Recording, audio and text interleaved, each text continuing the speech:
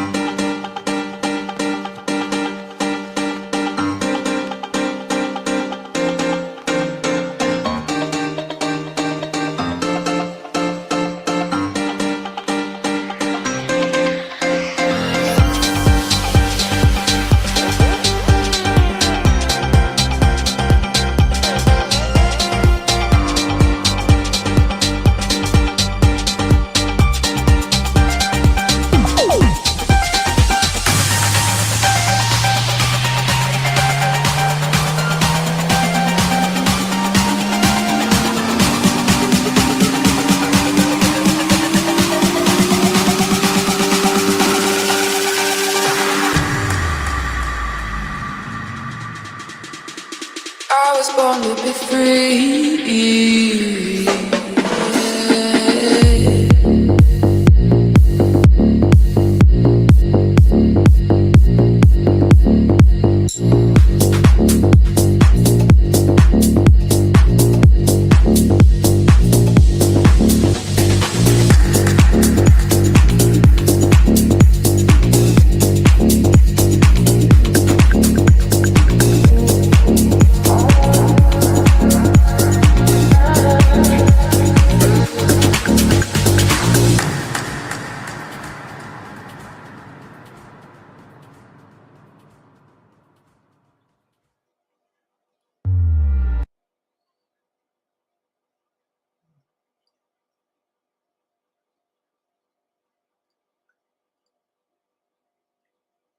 Hi, Aqua Aficionados. Welcome to this new series of lives called Fish Breeders. But first of all, could you write on the message if you hear me, if you heard the sound? I think so. I will talk a little bit in Portuguese. Para quem está a ouvir e percebe português, que diga alguma coisa para ver se conseguem ouvir a minha voz, pelo menos. Audio, video, it's good. Yes, can hear you. Nice. Well, welcome again to all of you. I'm back to a new series of lives. I will be here once a month to talk with special guests about breeding, about reproduction, about tips, about experience, a lot of things that we love to know. And in this first episode, premiere, we will talk with Jost Borcherding. Jost is a professor at the Institute of Zoology at the University of Cologne, Germany. He's a loricarid specialist and a master breeder. I met Jost in last year in the last edition of L Number Days in Hanover, Germany, one of the biggest events about L numbers, about catfish. And I was amazed with his presentation. I see a lot of species. I see his reports on breeding on species that I heard for the first time. But let's call Jost for him to talk about his experience, okay? Well, hello. Let's see. Hi, Jost. Hi, Tiago. Hello, Jost. Thank you so much once again for your time. I know it's a little bit late in Germany, 1 hour difference. It's difficult, but thank you. Thank you so much for have your time and for you to talk with us a little bit about your experience. Mm-hmm. Many thanks, Jost. Could you hear me, Jost? Yes. Yeah, no problem. I'm fine. Okay, Jost, I have a lot of questions. If the people, we are 15 right now on the chat, if the people who are see us and hear us, if you want to put any questions, do it. We are put here and we are put the question to Jost. Jost, could you tell us a little bit about you? Could you present yourself? Who is Jost? Yeah. Okay, as you said, I'm a professor for zoology and more special for ecology and fish ecology. Of course, not for loricaid species. So this our species which we have, for instance, in the River Rhine or whatever. And fortunately, I'm now retired, so that I have much more time now to deal with my fish species here in my fish tank. Yeah. Okay, nice. And when start this love for fish, for aquarium hobby? How long ago? Maybe some 60 years ago, because as a young boy, I had always an aquarium for several years. And then, of course, there were some years where I didn't have one aquarium. And when I was a student, I had the next aquarium. But I really stepped into the hobby when we built our new house, and I built a large tank, and maybe I built the house surrounding the tank. So this tank was 2,400 liters, 4.5 meters in length, and it should remain, or it should give some impression how I would assume how it looks like in the Rio and in the Amazon if you go into that area. So a bit like that. And from that, and that is about 25 years ago. And and then we also built a fish room then. And first we were breeding some guppies and things like that. And later on, together with my wife, and then we stepped over to the loricaid species. And I guess this is now some 23 years ago, something like that. Yeah.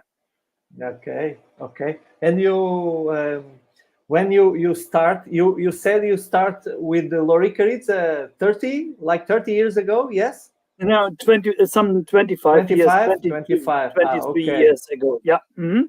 And now you have only loricarids? No. Yeah, the majority. In some tanks there are also some tetras, but that is not the main purpose. The main purpose are loricaid species, and I guess I have some 45 species in my tanks. So it's a bit. Okay. I counted. I was looking on the Nature to Aqua site, and I count the species that you already breed, and I count 37 species. Yes, it's around that, probably more. It's around something like that, because not every species which I bred is named there, but maybe something like that. Yeah. Okay. Wow. Amazing. And let me tell you, I was in Germany last year in the L number days, and when I saw your presentation, I saw some species that it was the first time I saw it, and when I saw it, well, it's the first time, and Jost are already breeding them. Yeah. Like it's difficult to pronunciate, like Pseudolithuxus. It's and Lasiancistrus, and okay, we are going there. But let's see your fish room. I have here a small video, and we could talk. how many aquariums you have here, Jost? In the fish rooms, there are 42 aquariums. Okay. So the majority of these are tanks that have a capacity of 100 liter. So you see it here on the right side. And on the left side, you see there are 6 tanks that have a capacity of 300 liters. Okay. But these are the only a bit larger tanks. The majority is 100 liter tanks. Okay. Okay. Very nice. A lot of, and you have you know the number of species that you have for now? 45. 45. Okay. Okay. Well, Jost, we have already questions. We are when someone put a questions, I will try to put it here, and then okay. we continue the conversation. Okay, it's nice okay. for you, and so sorry for my English. It's fine. It's perfect. And sometimes it's difficult to say something, but I will try my best. So let's see the first question. It's from a friend in Portugal. Are you? Could you see it? Yes. Which species was the most enjoyable to raise for both? Difficult to answer because there are so many species which I really like. But for me, it was to have the L200, the Hemianthistros subviridis, which is the L200 lowfin. And I bred this species several times, and that was, I would say, the most amazing species. I will put here a video. About you people. Can see it. It's one male. This is a male. Yes. And the how long is this male? That should be about maybe 18 centimeters. Okay, it's big. You have you raising in couple, trios, a group. In this tanks, I have 2 groups of fish. As you can see in the back, there's also the back fin to see from the L75. And here we have it. And these are in this. These are in the size range of 20 centimeters and more. And these 2 species are in this tank. So the L200 and the L75. And in total, there are 10 individuals in this tank. And from time to time, the L200 are reproducing in this tank. Okay. You have a lot of small. I saw the photos on the on your presentation in Germany. You have normally how many fries one spawn? From the L200? Yes. That's maybe 50 to 100. Whoa. I have a lot of offspring. Okay. And you already bred the L75 and Sistoma Savage? No. In this case, not. I bought these individuals which you saw very small juveniles, so they were in size range of 5 centimeters or something like that, and now they are 20 centimeters and more. And I hope to breed them, and they are also on, as you can see here on my left side. There is a tank in my bedroom here, and I have them also here. So this is a tank where I have 5 different species from the Rio Chingu, and one of these is the L75. Hope to breed them. They are amazing. We have here another question about the help to 200. Is this some questions I have for the finish? But if someone make the questions, we could. So the question to trigger to breed the L200, I have no trigger. I'm not trying to trigger my species. What I'm doing is I give them very good food. I regularly change the water with rainwater, with osmotic water, and so on. And that's all. And when you have a group and the male and the female is fitting together, they will start. To my opinion, there is no special need to trigger the species. Okay, but the first spawn is always the more difficult. Are you? You agree with that? Spawn, it is difficult for the male because he has no experience with that, and as you, as a father, has to learn how to change the clothes of your babies and things like that. So also the father of such a fish and egg clutch, they have to get some experiences, and so that makes the first spawning a bit more difficult, I would say. But for instance, for the L200, I have bred them several times. But for instance, during the last years, yes, there were egg clutches, but there was no offspring, and I have no answer to that question. Why there was no offspring? Why there were not, for instance, the eggs were not fertile or whatever. I have no idea on that. Yeah. Wait, eight clutches in 1 year? Yeah. It could be some, but normally you have during a year, in a certain season, you have then 2 or 3 or 4 egg clutches. Okay, nice. Well, let's back again at the fish room. Yeah, we are here. You have another question? No, not this one. I think. Let's see it. Yeah, it's here. We have here another question. The aquariums are linked to each other or isolated? They are isolated. I never would link the aquariums to each other, because what you do then is, if you have some problems with, for instance, some parasites or whatever, then you distribute it over all the tanks. I would never do that again.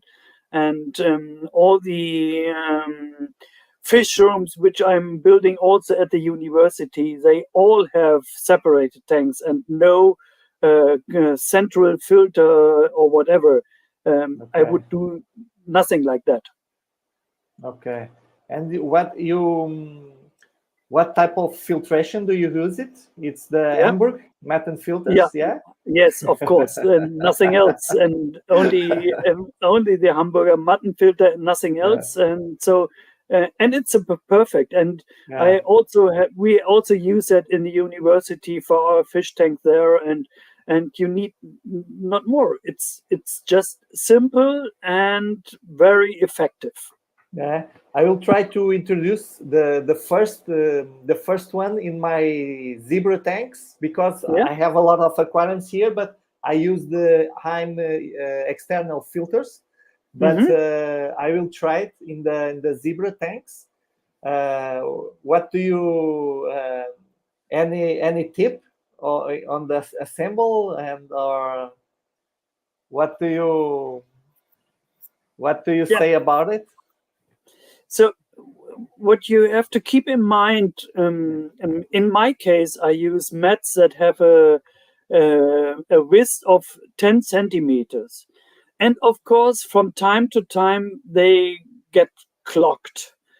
That is because of the food which is entering the filters and so on. So what would be a good tip, then you have to take it out of the tank. And I have calculated how often you have to do that. And for instance, in my fish room, I have to clean the filter every 1.5 years, so on average. And it depends on what species, how many individuals, and what are you feeding and things like that. But on average, it's 1.5 years. And then you have to take it out, and then it's really, really heavy if you have one of these large filter mats. And so what I would recommend is, especially as you can see here in my tanks, I have always sand as a substrate in my tank.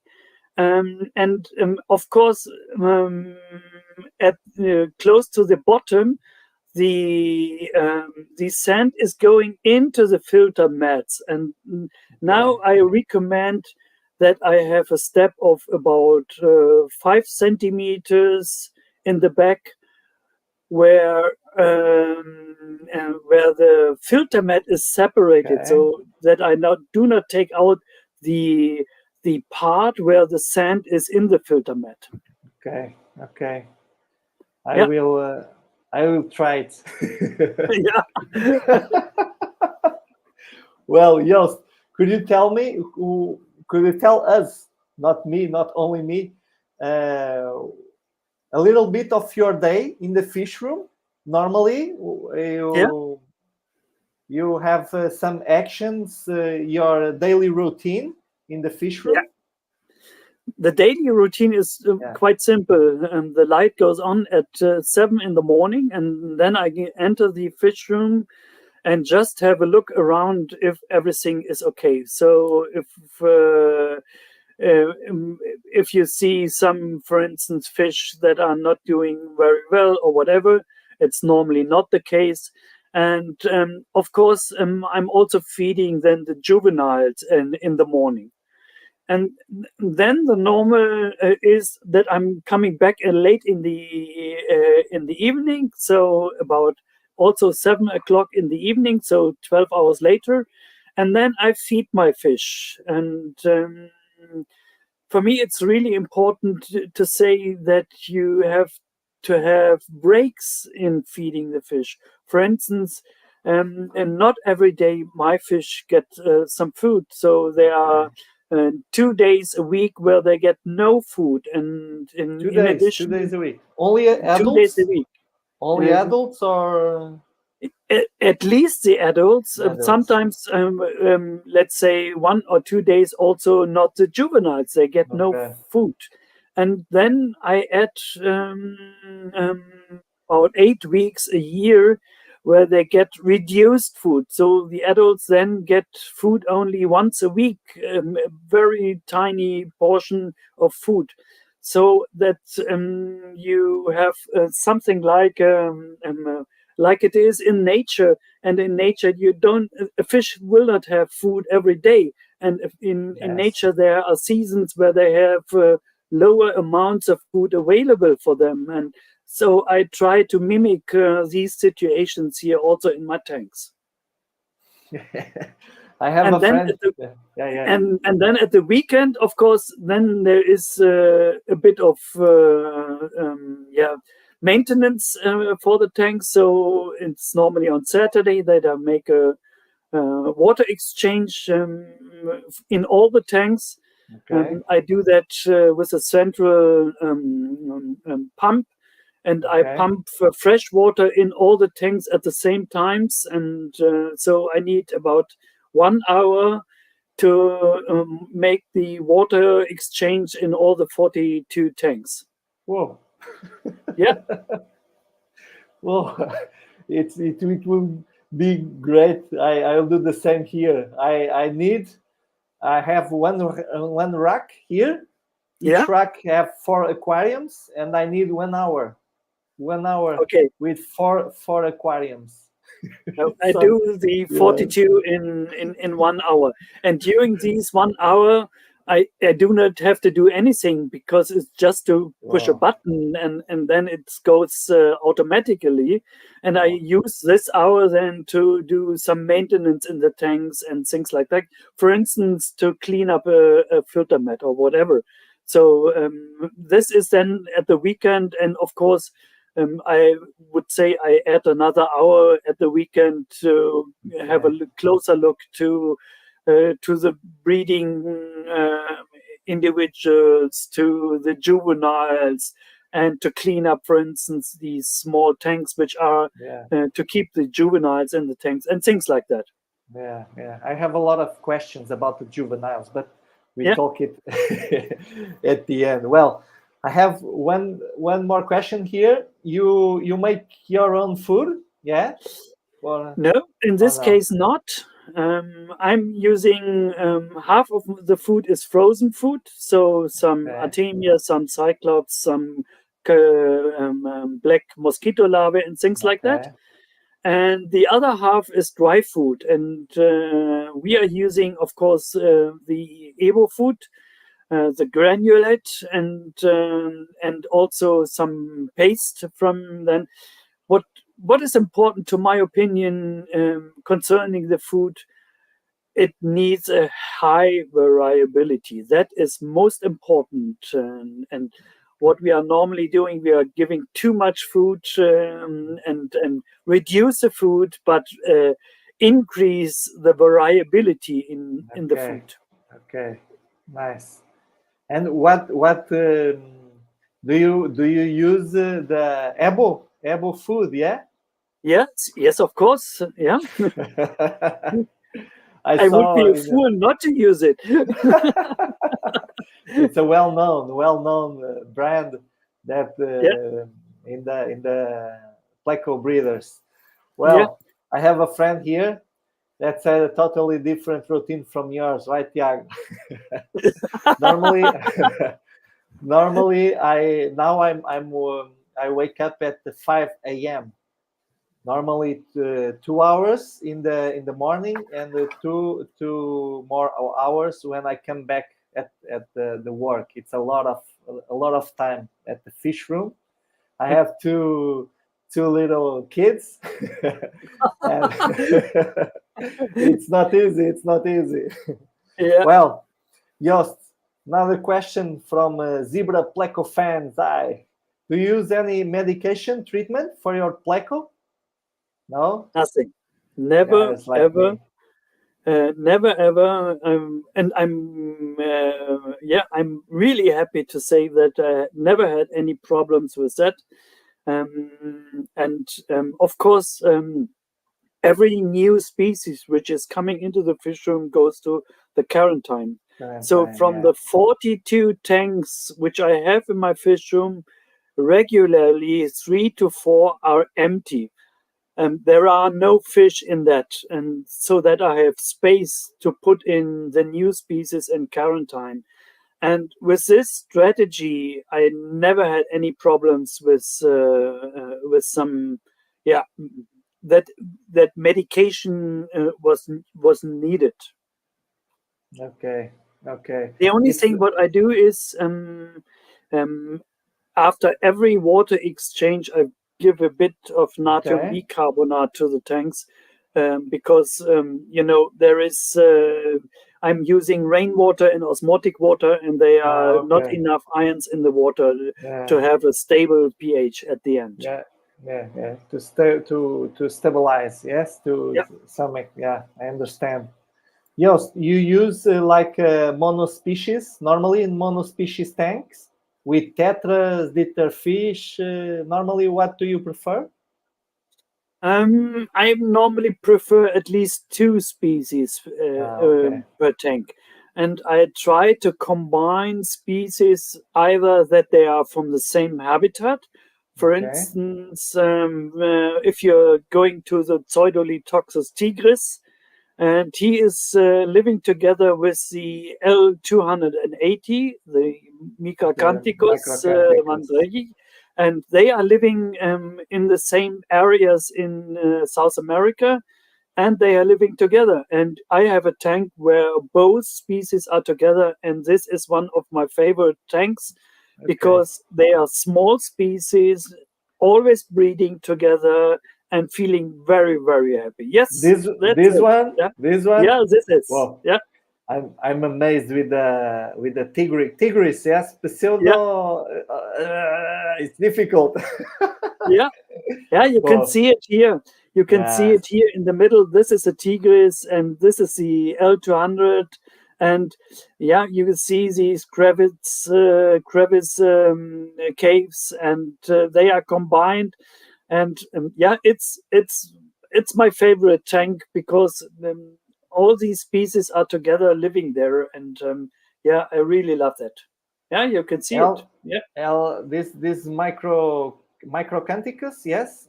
Yeah. When it's one of the smallest loricarid species, yes. It is. Yes. Okay, this one is later. Yeah.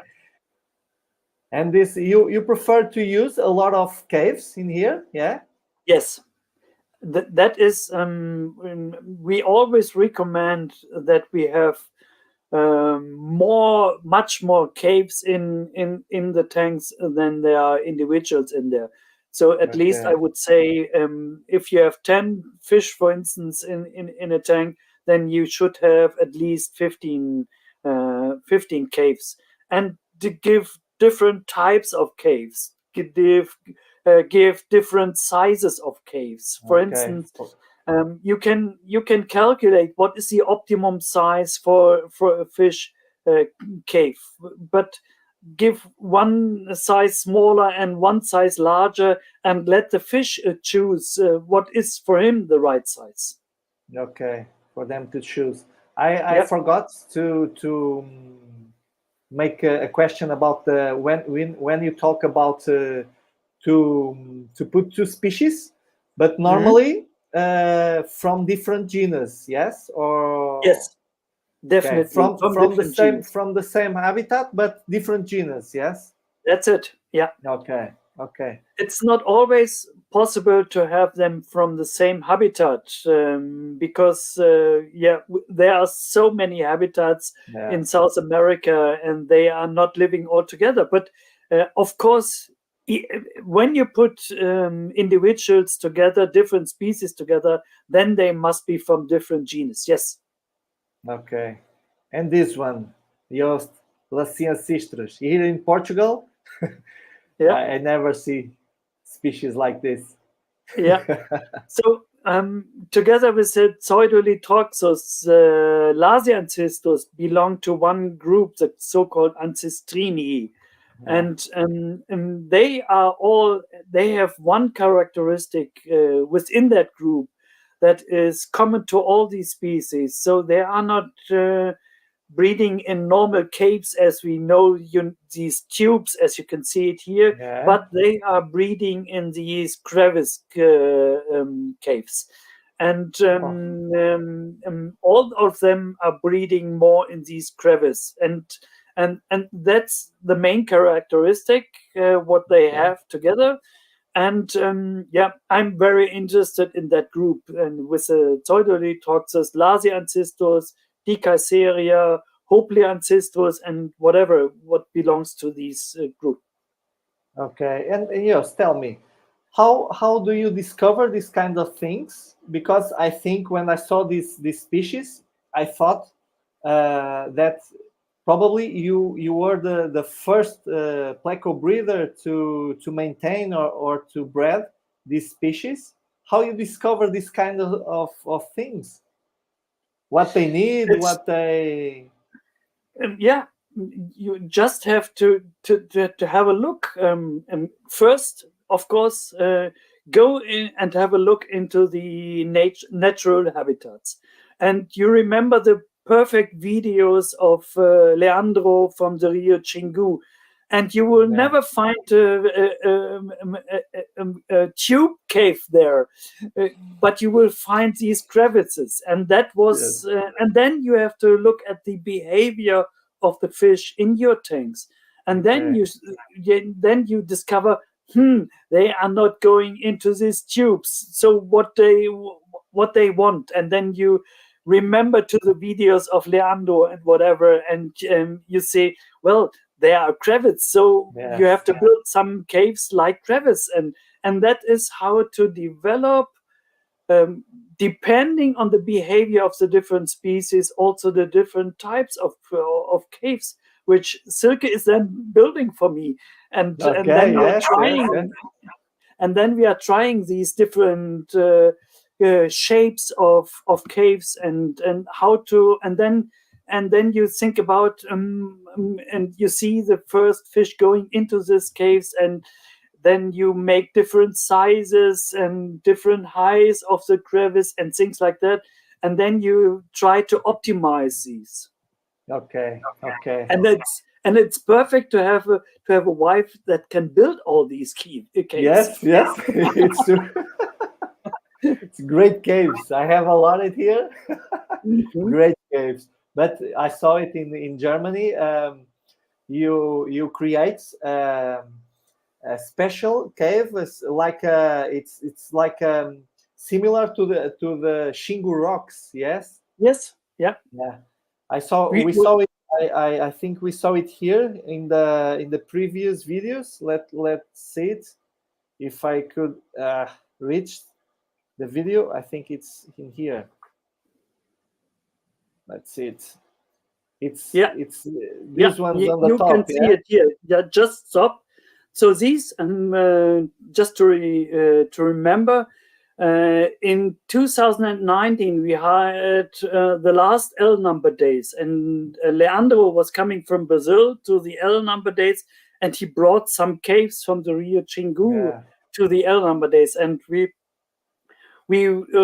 got one of these caves, and this is the remake of this natural cave which Silke built then. Okay. So this is really it is a remake of the original Xingu cave. Yes. We have here another question. Oh, we have here some. Well, a great question. What do you do when you go on vacation? You never go on vacation. No, that's not right. Fortunately, not right. But for instance, if I have if it's only depending on the fish, I would have no problems to go, let's say, 2 weeks and have no maintenance in the fish room. So, but we have more animals here. So we have horses, we have sheep, we have chicken, we have whatever, and dogs and cats and whatever. So in during the last years when I'm going on vacation, for instance, to the L number days, then our daughter is coming to our home and take the maintenance to our tanks and to all the other animals here on the farm. Okay. And the result is you lost one species. One no, never ever. When I go on vacation, I have some familiars that help us in the fish room too, and it's a great help. It's very nice. Yes. Yeah. And we have like a question to the final. But I will put it here. Friend from Portugal, do you remember Jorge? Jorge was with me and in the L number days. We take a I picture remember. Of the three of us. I know. And the future, what do you think? It's difficult, It's really a difficult question because the world is changing, and we will get more and more problems to get fish from the natural habitats. And in some cases, this is correct to have that. For instance, if you are going to the L46, a zebra pleco, then I would say definitely this is correct to do not any fishing more on this species in the natural habitats. And it is a pity that there is some smuggling over to Peru or whatever, and then they are coming from and this is not allowed anymore, and I'm totally recommend that and I support this. But in other cases, I would say the hobby is a perfect addition to science for this. And Leandro is talking on that every time he is coming to Germany to the L number days, and he says it's a perfect combination to have the fish in the hobby in the aquarium tanks, because there are so many species, and the scientists from South America, they have not the working space to make all these observations which are possible in in our aquarium tanks. So I would say yes, we have a good task that we can fulfill to support also science with these loricaid species. And what is the future? I'm a bit skeptical. You will see that it changes a bit. For instance, if you go to lizards or snails or snakes or whatever, you see some restrictions also now in the hobby. And I'm a bit afraid that this will also step over to our fish in the hobby. Yeah. But also, you must say that we have the majority of the fish species, the loricaid fish species, which are of interest to the hobby. We all breed them here in Europe, so we are not depending on the export of the majority of the species. Of course, to some new species, yes, we depending on the export. But for all these common species, common loricaid species, we are not depending on the export from South America, but we breed them here and use these the experience of the breeders, and they have enough fish, and just buy that. Yeah, it's true. We have another question about the lights. Do you only turn the lights when you are on the fish room, or you have a daylight routine? And normally there is light from 7 o'clock in the morning to 7:30 in the evening. So 12.5 hours. But this is only a small light. So it's you must know the loricaid, they don't need light. We as a hobby species, we need the light to see the fish. And in addition, when I'm in the room, I add some more light so that I can see the fish. And of course, you need a torch. If you are going to a fish room, you need a torch. I have in my fish room, I have a small window, and I never turn on the lights. This I turn on only when I do lives and when I want to photograph the fish, but normally never turn on. And they are breathing. Yeah, this is perfect. But in my fish room there is no window, so I'm just adding is very, very low light level, and that for these 12.5 hours a day. Jost, let's go further and talk about whiptails. Yeah. You have a lot of, I think, 3 species here. It's Melini here. Yes. The Jacareacanga, right? Yeah. And Tefeana, it's right? Yes, okay. Well, this is 3 amazing, species. Yeah. Amazing, this one. Yeah, the Jacareacanga. When we was in last March, when we were in at the CSG in Wigan, and I bought them at Pier Aquatics, and I bought 2 pairs of them, and now they are reproducing like hell. So at the moment, the male is sitting on 150 eggs or something like that, and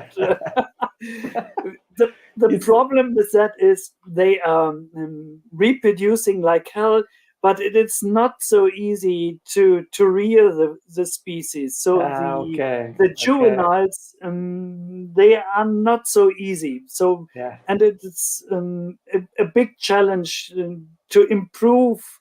To get experience on how to that they survive the first weeks and things like that. So that is now one of my main purposes, what I want to improve, so that I have more offspring that I can give to all the people which are interested in this nice species.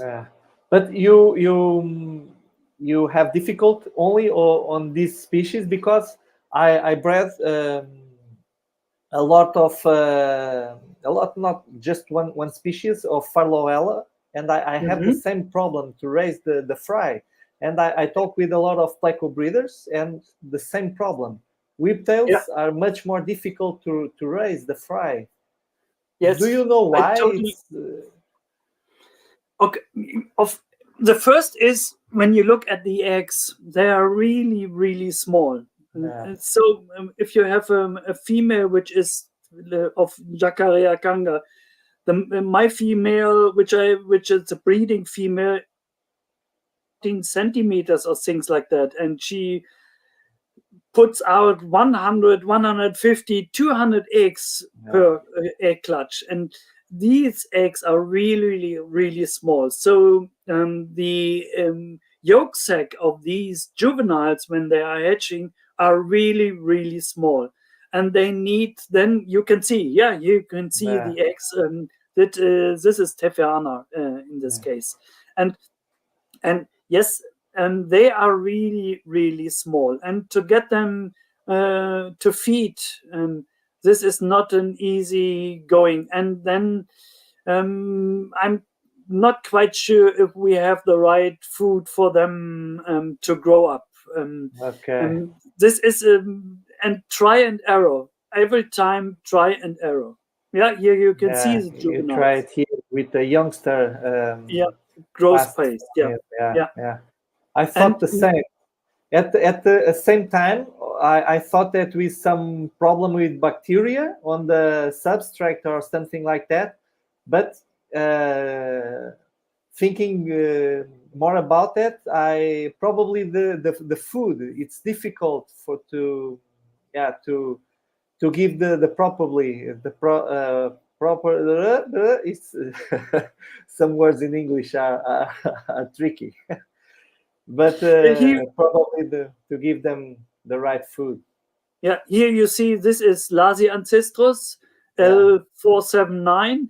This is Jacarea Kanga, and here you can see they are actively going to the food. The Jacarea Kanga, they are not actively searching for the food. So where to put the food in, and what type of food, and it is just try and error. Try all the things that you have. For instance, spirulina algae, walnut leaves, Artemia nauplii, and things like that. I'm trying all these and try to improve the situation for the juveniles. Yeah. It's and I saw that you have a lot of leaves like tannins and yes. Here, do you walnut leaves? Walnut leaves, yeah. Okay. I'm always so there is no tank in my room that is without walnut leaves, and especially the juveniles, and especially the juveniles of the Jacarea Kanga, they are sitting on the leaves all the time, and what is the right food for these individuals? I don't know. For that purpose, we have to go to the Rio Jacarea Kanga and to see what are they feeding in the natural habitat. But that is not an easy task. Yes. Yes, it's not easy. Well, Jost, we are. You in the beginning, you said that normally you don't have some trigger tips, but let's talk a little bit. Normally, when you want to breed some species, where do you start? You choose a group. You are looking only for a couple. What do you prefer normally? Normally, when I want to have a new species, I'm going to, let's say, to a breeder where I know he has the species, and then I'm buying offspring, at least 6, normally 10 offspring, and then let them growing up together. Okay. And that's the way how I do it. If you have, for instance, some species where there are no breeders for these, let's say, pseudolitoxins or whatever, then, of course, you are depending on the wild fishes from the export from South America. And, of course, then I try to get a group of, let's say, 6 or 7 or 8 individuals. And of course, normally you have to you have some losses then over the years from these individuals, and if you are lucky, then at the end you will have some individuals surviving, and if you are then much more lucky, then you have also males and females, and if you are then really lucky, they start to breed. And for instance, this was it with the Pseudolithoxus tigris. I had 5 in the beginning, 6 individuals which I bought, and then the first breeding after 1.5 years with these individuals, and and since then I have a stable group. I'm losing sometimes one of the adults, but there are always juveniles in the tanks growing up into this group, and they are not reproducing in numbers. For instance, they have only 3, 4, or 5 eggs or something like that. So very, very low numbers, and the number of offspring is really low from these species. Okay. And you, Jost, I was fixed on the Pseudolithoxus species, and especially the tigris. Yes, have the any special tip to breed them, or to first it's difficult to get them here in Portugal, so it's a difficult species to breed. Good question. I don't know, because I guess there are not enough breeders that try it.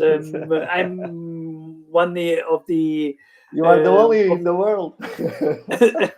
Yeah, but as far as we know, there may be others that also have bred them. But as far as we know, I'm the only one that breeds this species. I have no recommendation. I'm just, for instance, you saw the tank where they are sitting together with the Micracanthicus, and this is my favorite tank. And what I'm doing only in these tanks, I give some food to the tank, I give the leaves to the tank, I make water exchange, and then once a year or once a half a year, I remove everything from the tank, and then I take out the juveniles. Okay. Nothing else. Okay, so you never remove the eggs from the male. You never do that. No. Okay, nice.